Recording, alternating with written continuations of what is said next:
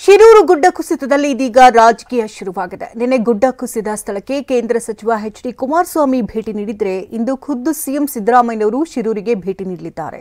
ಸ್ಥಳದಲ್ಲಿ ರಾಜಕೀಯ ವಾಸನೆ ಬಡಿಯಲು ಶುರುವಾಗಿದೆ. ರಾಜಕೀಯ ಜಟಾಪಟಿಗೆ ವೇದಿಕೆಯಾಗಿದೆ. ಶಿರೂರು ಗುಡ್ಡ ಕುಸಿತ ಸ್ಥಳಕ್ಕೆ ಎಚ್ಡಿಕೆ ಸರ್ಕಾರದ ವಿರುದ್ಧ ಗರಂ. ನಿಮಗೇಕೆ ಆತುರ ಅಂತ ಎಚ್ಡಿಕೆಗೆ ಸಿಎಂ ಸಚಿವರ ಕೌಂಟರ್.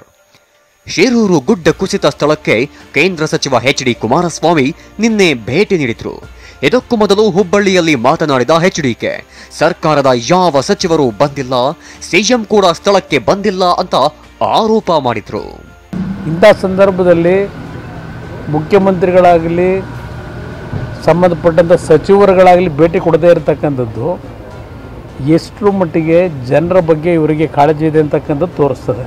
ಒಂದು ಸ್ಥಳ ಪರಿಶೀಲನೆ ಮಾಡಿ ಅವರಿಗೆ ಒಂದು ಧೈರ್ಯ ಸಾಂತ್ವನ ಇಡ್ತಕ್ಕಂಥ ಧೈರ್ಯ ತುಂಬತಕ್ಕಂಥ ಕೆಲಸ ಯಾರಿಂದೂ ಆಗಲಿಲ್ಲ.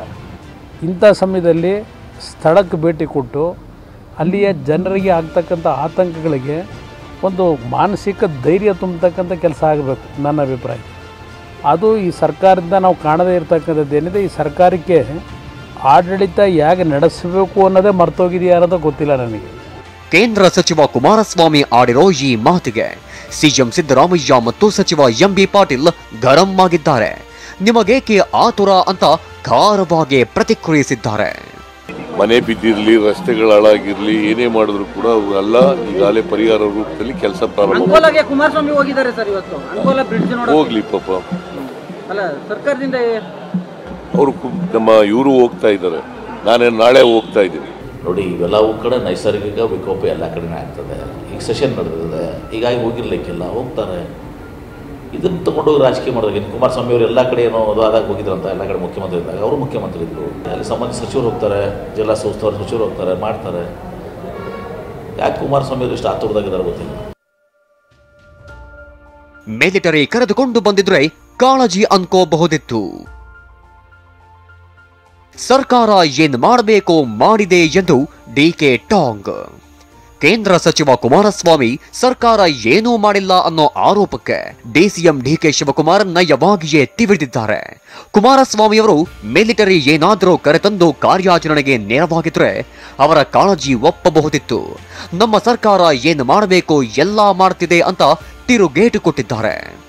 ಯಾವ ಫೀಲ್ಡ್ಗೆ ಇರ್ತಾರೆ, ಏನಾದ್ರು ಮಿಲಿಟರಿ ಕರ್ಕೊಬಂದು ಓಪನ್ ಮಾಡಿಸಿದ್ರೆ ಅವ್ರ ಫೀಲ್ಡ್ಗೆ ಇಳಿದವ್ರೆ ಅಂತ ಹೇಳಬೇಕು. ಸುಮ್ಮನೆ ಹೋಗೊಂದು ವಿಸಿಟ್ ಮಾಡಿದ ತಕ್ಷಣ ಆಗೋಯ್ತಾ? ವಿತಿನ್ 24 ಅವರ್ ಎಲ್ಲ 1 ಗಂಟೆಯಲ್ಲಿ ನಮ್ಮ ಕ್ಯಾಬಿನೆಟಿಂದ ನಮ್ಮ ಮಿನಿಸ್ಟ್ರನ್ನ ಓಡಿಸಿದೀವಿ ಅಲ್ಲಿಗೆ. ಮೊಳಕಾಲ್ ವೈದ್ಯನ, ಕೃಷ್ಣ ಬೈರೇಗೌಡರು ಅವರೆಲ್ಲ ಏನೇನು ಅಟ್ಯಾಕ್ ಮಾಡಬೇಕು ಮಾಡಿದ್ದಾರೆ, ಅಟೆಂಡ್ ಮಾಡಬೇಕು ಮಾಡಿದ್ದಾರೆ, ವಿಡಿಯೋ ಕಾನ್ಫರೆನ್ಸ್ಗಳು ಮಾಡಿದ್ದಾರೆ, DC-ಗಳಿಗೆ ಹೇಳಿದ್ದಾರೆ, ಎಲ್ಲ ಅಟೆಂಡ್ ಮಾಡಿದ್ದಾರೆ. ನಮ್ಮ ಸರ್ಕಾರ ಏನು ಮಾಡಬೇಕೋ ಮಾಡ್ತದೆ. ಇದನ್ನು ಮಿಲಿಟ್ರಿನ ಡೆಪ್ಲಾಯ್ ಮಾಡಿಸಿ ಮಿಲಿಟ್ರಿ ಅವ್ರ ಕೈಲಿ ಕೆಲಸ ಮಾಡಿಸಿದ್ರೆ ಹೇಳ್ಬೋದಾಯಿತು ಕೇಂದ್ರ ಸರ್ಕಾರ ಭಾಳ ನಮಗೆ ಮುತುವರ್ಜಿ ವಹಿಸಿದೆ ಅಂತೇಳಿ. ಸೊ ನಮ್ಗೇನು ಅದರಿಂದ ಏನು ಕಾಣೆ ವಿಸಿಟ್ ಮಾಡ್ತಾರೆ, ಏನಾದ್ರು ಮಾಡ್ಕೊಳ್ಳಿ, ನಮ್ಗೆ ಯಾಕೆ ಅದಕ್ಕೆ ತಲೆ ಯಾಕೆ ಕೆಡಿಸ್ಕೋಬೇಕು ನಾವು. ಇನ್ನು ಈಗಾಗಲೇ ಕಾರವಾರಕ್ಕೆ ತೆರಳಿರುವ ಕಂದಾಯ ಸಚಿವ ಕೃಷ್ಣ ಬೈರೇಗೌಡ ಪ್ರವಾಸಿ ಮಂದಿರದಲ್ಲಿ ಜಿಲ್ಲಾಧಿಕಾರಿ ಸೇರಿದಂತೆ ಅಧಿಕಾರಿಗಳ ಜೊತೆಗೆ ಶಿರೂರು ಗುಡ್ಡ ಕುಸಿತ ಸೇರಿದಂತೆ ಪ್ರವಾಹದ ಬಗ್ಗೆ ಚರ್ಚಿಸಿದ್ದಾರೆ. ಇವತ್ತು ಮಧ್ಯಾಹ್ನ 2 ಗಂಟೆ ಹೊತ್ತಿಗೆ ಸಿಎಂ ಸಿದ್ದರಾಮಯ್ಯ ಕೂಡ ಶಿರೂರು ಗುಡ್ಡ ಕುಸಿತ ಸ್ಥಳಕ್ಕೆ ಭೇಟಿ ನೀಡುವ ಸಾಧ್ಯತೆಯಿದೆ. ಬಿಜೆಪಿ ರಾಜ್ಯಾಧ್ಯಕ್ಷ ಬಿವೈ ವಿಜಯೇಂದ್ರ ಸಿಎಂ ಭೇಟಿಗೂ ಮುನ್ನವೇ ಬೆಳಗ್ಗೆ 11:30ಕ್ಕೆ ದುರಂತದ ಸ್ಥಳಕ್ಕೆ ಭೇಟಿ ನೀಡಲಿದ್ದಾರೆ.